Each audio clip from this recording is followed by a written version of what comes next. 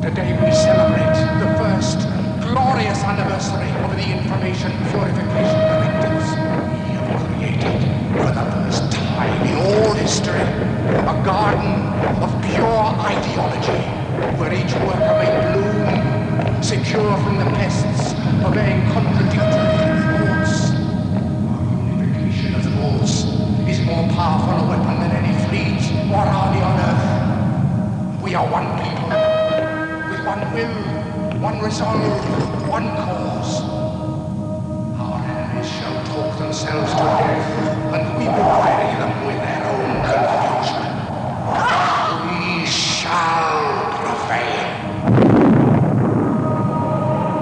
On January 24th, Apple Computer will introduce Macintosh.